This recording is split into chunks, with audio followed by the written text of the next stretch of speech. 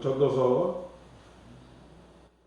3장 11절 본문으로 하나님께 부요한 자라는 제목으로 함께 이 시간 은혜를 받기를 원합니다.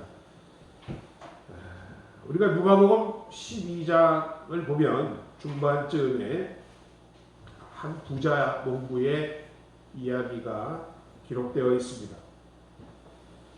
이 농부는 씨를 뿌리고 가만히 여름을 지나면서 보니까 그의 가을에 소출이 굉장히 많아 풍년이 될 것 같은 예감이 들었습니다. 그래서 그는 부지런히 현재 가지고 있는 곳간에다 이 수확을 다 채울 수 없겠다 생각하고 이 넘치도록 많은 수확을 위해서 곳간을 넓히고 여러 곳에 새로운 곳간을 짓기 시작했습니다. 자, 가을이 왔습니다. 이 농부의 예상은 적중했습니다. 넓혀놓은 곳간마다 곡식들로 가득가득 채 되었습니다. 얼마나 기분이 좋은지 추수가 다 지나고 그 곳간마다 가득 찬 곡식을 바라보며 그날 밤에 부자는 혼자 이와 같이 말을 합니다. 내 영혼아, 너는 여러 해, 아니 내가 죽을 때까지 먹고 쓸 물건을 다 쌓아두었으니 이제 평안히 쉬고 먹고 마시고 즐기자. 자, 이 성경에 나타난 누가복음 12장에 나타난 이 부자 농부를 오늘 우리가 사는 시대에 비유한다면 아주 성공한 비즈니스맨이라고 할 수 있을 것입니다. 그리고 주식을 투자해서 대박을 터뜨린 사람이라고 할 수 있겠습니다. 이런 사람들에게 사람들은 관심과 많은 박수를 보낼 것입니다. 먼저 이 농부는 가만히 들여다보면 그가 박수받고 성공했다는 인생이라고 할 수밖에 없는 이유 첫 번째는 기대한 결과를 얻어낼 수 있는 능력을 가진 사람이었기 때문입니다. 남들이 다 잠든 밤에도 그는 땀을 흘리며 열심히 밭농사, 논농사를 지으며 애를 썼습니다. 그리고 그의 예상대로 많은 소출을 거둘 수 있었던 사람입니다. 그리고 또한 여름철에 가만히 벌써 내다보면서 이번 가을은 굉장히 수확이 많겠다라는 예상을 하고 곳간을 넓히는 미래를 예측할 줄 아는 사람이었습니다. 거기다가 또 추수가 끝난 가을에는 아주 넉넉한 마음으로 자기 영혼을 향해서 야, 이제부터는 내가 평안하게 먹고 마시고 쉬어도 돼 라고 인생을 즐길 줄도 아니고 진정으로 성공한 사람의 능력을 갖고 있었기 때문입니다. 그러하기에 이러한 사람들은 세상으로부터 박수를 받고 집중과 찬송을 받게 되어 있습니다. 우리가 보기에 분명히 성공한 사람인 것 같은 이 부자 농부에게 그러나 누가복음을 보시면 수확을 다 거둬들이고 자기에게 이렇게 뿌듯한 독백에 혼자 말을 하고 있던 그에게 그 밤에 하나님이 나타나십니다. 그리고 하나님은 그 부자를 향하여 우리의 생각과는 다르게 이렇게 말씀하십니다. 어리석은 자여. 우리가 생각할 때 이 사람은 분명히 성공한 사람이었는데 예측할 줄도 알고 능력도 있는 지혜로운 사람이었는데 하나님은 그 농부를 향하여 어리석은 자여 라고 결론을 내리고 있고 계시는 것입니다.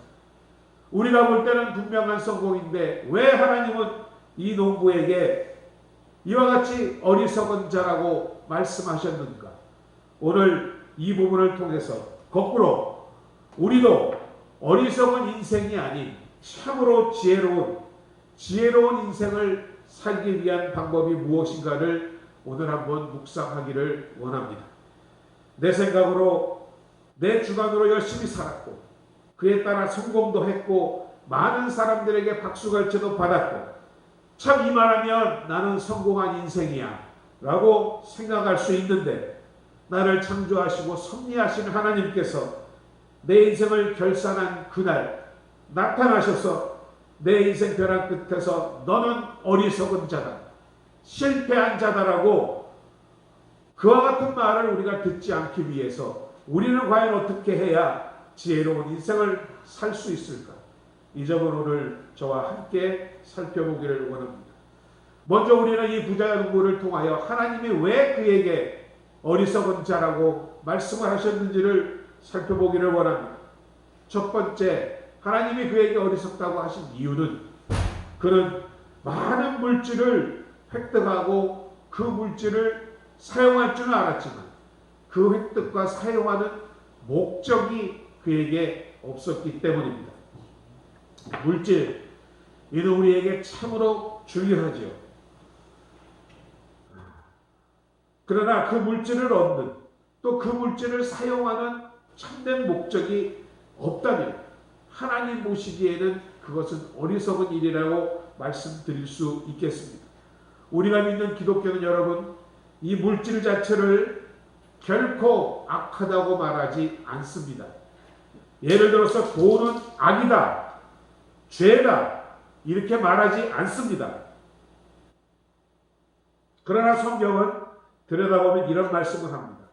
그러나 돈을 사랑하는 것이 일만 악의 뿌리가 된다라고 성경은 말씀하고 있는 것입니다. 돈은 악이 아닙니다. 돈 얼마나 좋습니까? 이 자리에 돈 싫어하는 분 없을 줄로 믿습니다. 또 너무 좋아하면 여러분 돈 좋아하다 돈 사람 된다고 합니다. 성경은 결코 이 물질을 부정하지 않습니다. 산상수훈에서도 보면 예수님께서 이렇게 말씀하십니다. 의식주 우리의 필요를 얘기하시면서 이 모든 것이 너희에게 있어야 할 줄을 아버지 하나님도 하늘에 계신 아버지도 아신다라고 이야기합니다. 우리가 돈이 필요하고 물질이 필요하고 먹고 입고 사는데 필요한 것을 하나님이 아신다라고 합니다. 즉 니즈, 필요를 주님은 아신다라고 말씀하고 있습니다. 그리고 더 나아가서 이 필요한 것을 얻기 위하여 우리가 정당한 노력을 통해서 그것을 얻는 것을 성경은 부정하지 않습니다. 아니 오히려 격려하고 권장합니다. 잠언을 보면 너희는 개미에게로 가서 그가 하는 것을 배우라. 그가 얼마나 열심히 모으는가. 닥쳐올 겨울을 위하여 개미가 얼마나 열심히 일하는지 차라리 개미에게 그 지혜를 배우라고까지 말하고 있습니다. 그러니까 우리가 물질을 모으려 하고 얻으려 하는 노력, 정당한 노력은 성경이 인정하고 있는 것입니다.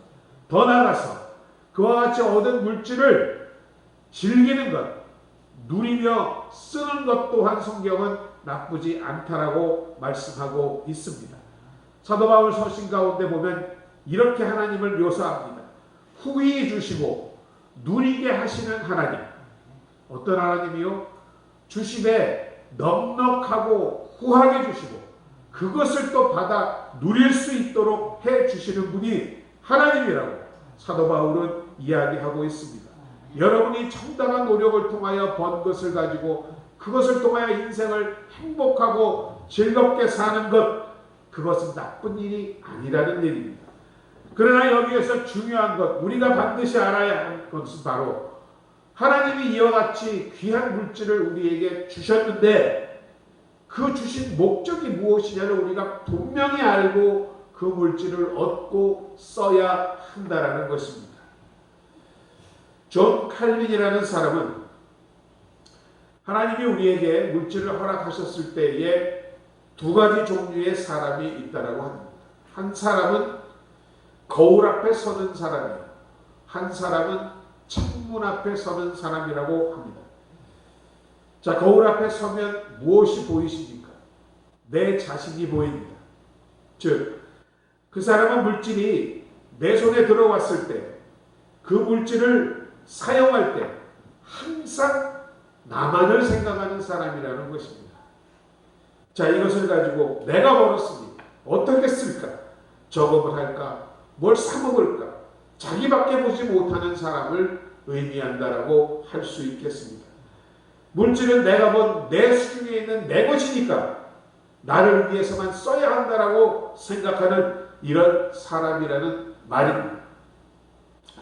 그러나 칼빈은 이렇게 말합니다. 또 다른 한 종류의 사람이 있는데 그 사람은 창문 앞에 서는 사람이라고 합니다. 여러분, 우리가 창 앞에 서면 무엇이 보입니까? 내가 보이는 것이 아니라 창 건너편의 것이 보입니다. 그러면 우리는 이 창 건너편에 어떤 것, 무엇을 보아야 할까요? 먼저 창 건너편에 그 물질을 우리가 획득할 수 있도록 우리를 도우신 하나님을 볼 수 있어야 할 줄로 믿습니다. 내가 땀 흘려 내 능력으로 내가 번 것이 아니라 그것을 벌 수 있도록 하나님이 건강도 내게 주셨고 능력도 허락하셨고 환경과 지혜도 함께 해 주셨기 때문에 우리가 그것을 얻었다라는 그런 믿음이 있어야 한다라는 것입니다.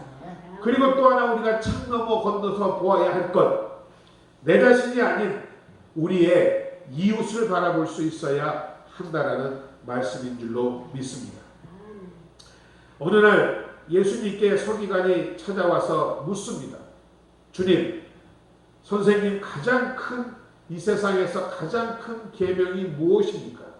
이에 대해 예수님이 무엇이라 말씀하셨습니까? 내 마음을 다하고 목숨을 다하고 힘을 다하고 뜻을 다하여 주 너희 하나님을 사랑하고 내 이웃을 내 몸같이 사랑하라. 이것이 우리에게 주신 가장 큰 계명이라고 주님은 분명히 말씀하셨습니다. 하나님을 사랑하고 내 이웃을 내 몸같이 사랑하라. 이것이 복음인 줄로 믿습니다. 그렇다면 우리의 물질에 대한 생각, 목적도 하나님 사랑과 이웃 사랑에 적용될 수 있어야 할 줄로 믿습니다. 하나님이 이 물질을 우리에게 주셨을 때, 이와 같은 여건과 형편을 허락하였을 때 과연 이것을 가지고 하나님이 생각하신 뜻은 무엇일까? 이렇게 생각하는 사람, 또 물질을 주셨을 때 이것을 나누고 베풀고자 생각하는 사람, 이것이 우리의 목적이 되어야 한다라는 말씀입니다. 그러나 오늘 누가복음 12장에 나타난 이 부자의 독백을 한번 들어보십시오.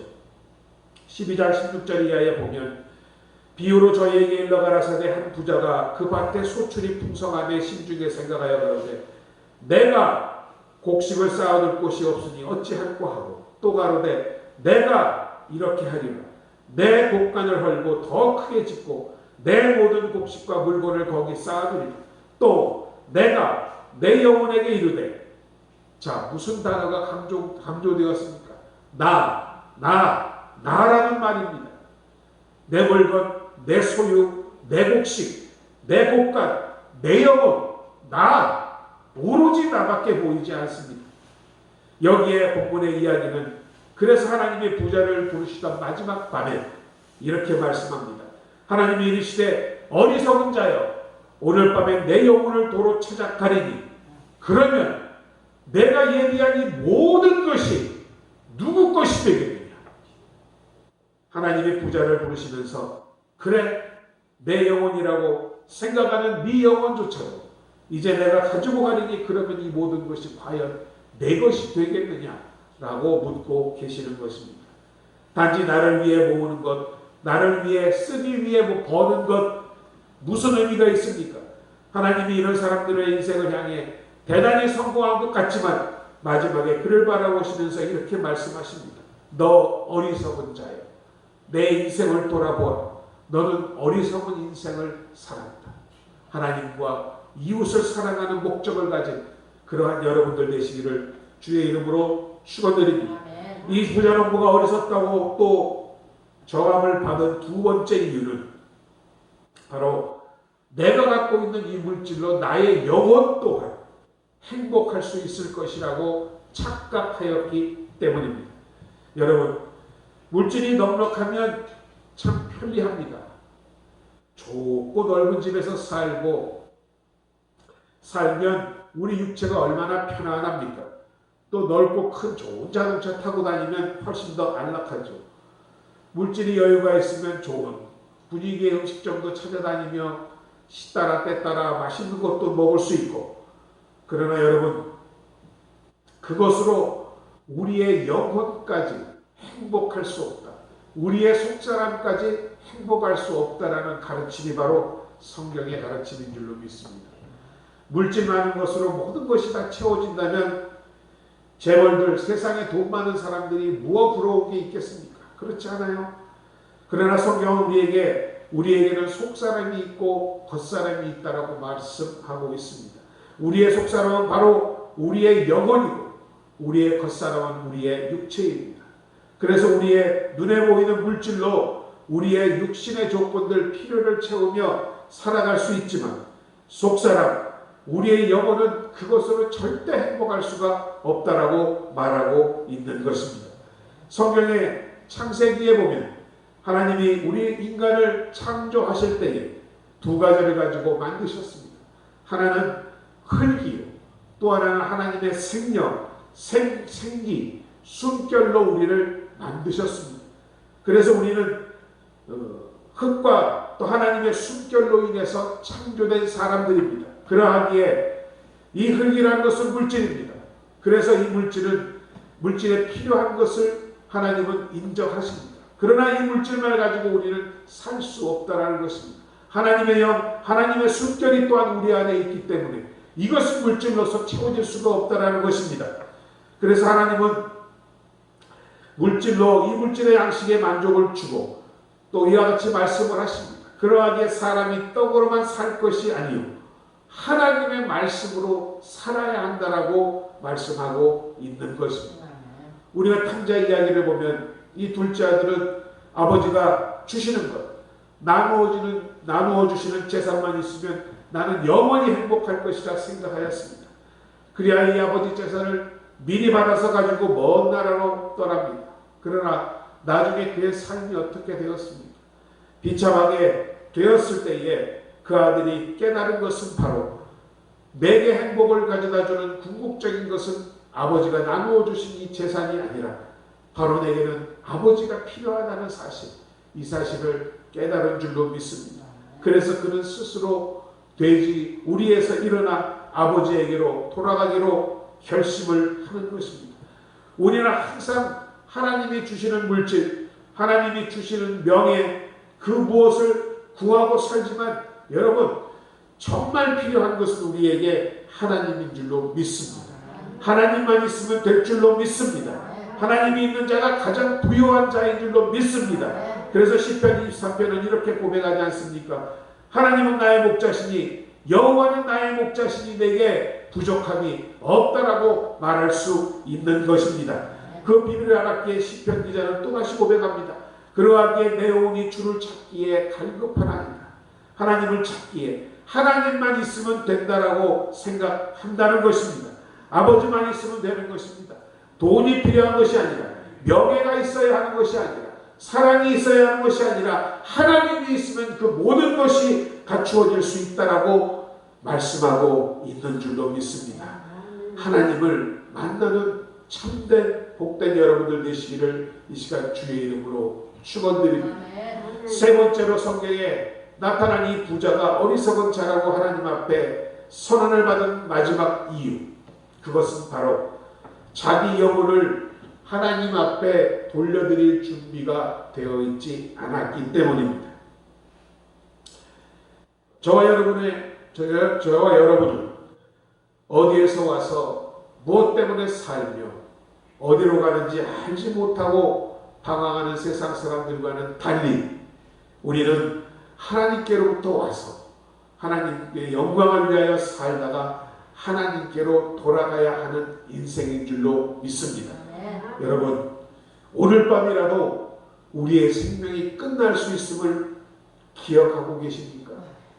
우리가 자주 잊어버리고 있습니다. 내가 지금 평안하니까, 우리가 영원히 살 것처럼 착각하고 우리는 살아갑니다. 그러나 우리의 그림자와 같이 죽음은 항상 우리와 함께 있음을 늘 기억하시는 복된 여러분들 되어 주시기 바랍니다. 솔로몬이 전도서에서 말하지 않습니까? 세상에 내가 원하는 것 다 해보고 다 가져보고 다 누려봤지만 참 인생이라는 것이 헛되고 헛되구나. 이것이 여러분 인생인 줄로 믿습니다. 여기서 헛되다는 말이 어느 의미인지 아십니까? 우리가 추운 겨울날 밖에 나가서 하고 입김을 불면 하얗게 연기가 보이다가 곧 사라집니다. 바로 이것입니다. 이것이 헛되다는 것입니다. 너희 생명이 무엇이며 너희는 잠깐 보이다가 없어지는 안개와 같다라고 성경은 말씀하고 있는 것입니다. 영원히 살 것 같지만 어느 한순간 우리는 하나님 앞으로 풀려가야 할 때가 반드시 있는 것입니다. 그래서 그때에 내 인생의 주인이신 심판자이신 하나님을 만나야 할 터인데 그 만날 준비를 안 하고 있다는 것입니다. 떠날 준비를 안 하니, 생각을 안 하니 하나님 만날 준비 안 하겠죠. 오늘 어리석은 부자도 보면 그 많은 것을 복간에 다 세워놓고 자식들 출가시킬 준비, 내 사업 확장 준비, 노후 준비 다 하면서도 하나님 만날 준비를 하고 있지 않은 것을 우리는 알 수 있습니다.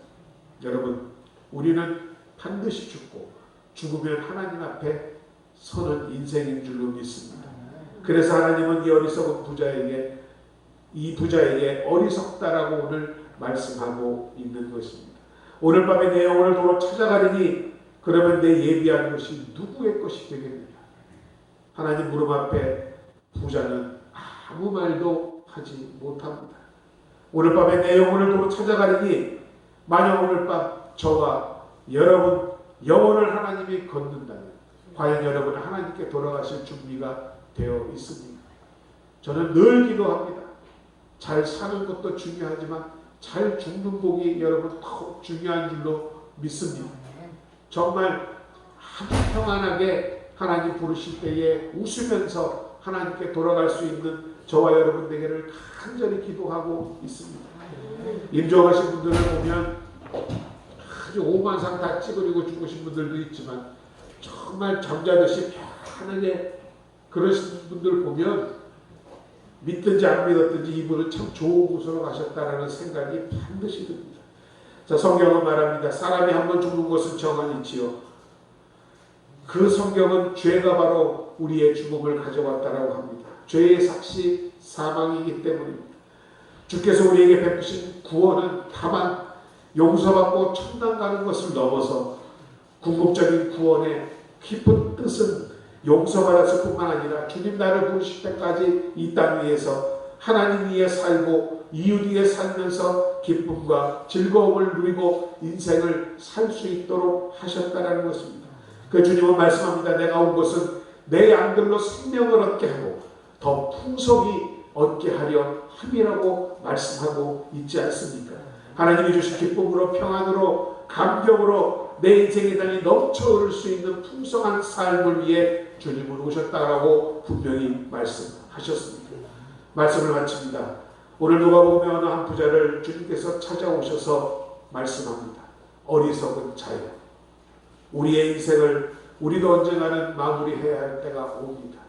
우리는 그러하기에 오늘 주신 말씀과 같이 영혼을 사모함으로, 하나님을 사랑함으로, 이웃을 사랑함으로 하나님께 부요한 자들 되어야 할 줄로 믿습니다.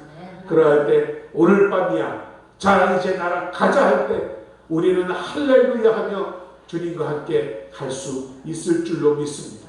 오늘 이 말씀을 통하여 영혼을 사모하며 주님의 때를 믿음으로 기다리시는 복된 여러분들 되어주시기를 주의 이름으로 축원드립니다. 아버지 하나님 은혜와 사랑을 감사드립니다. 주님 앞에 우리가 왔습니다. 우리가 어리석은 인생을 살지 않도록 주님 도와주옵소서. 아름다운 결실을 통하여서 착하고 충성된 종아, 내가 잘하였다 칭찬받는 우리 모두가 될 수 있도록 날마다 영혼을 사모하며 믿음을 통하여 하나님을 바라보며 나가는 우리 되게 하여 주옵소서. 그리하여 우리와 동행하시며 함께 하시는 주님이 늘 우리와 함께 하심으로 주님께서 우리를 부르시는 그날 주께 할렐루야 하며 갈 수 있는 우리 모두가 될 수 있도록 주님 축복하여 주옵소서. 예수님의 이름으로 감사드리고 기도드립니다. 아멘. 자, 이 시간 우리가 주신 말씀 생각하시면서 잠시 하나님 앞에 기도하도록 하겠습니다. 주님 이름 한번 부르고 함께 기도합니다. 주여, 살아계신 아버지 하나님 은혜와 사랑을 감사드립니다.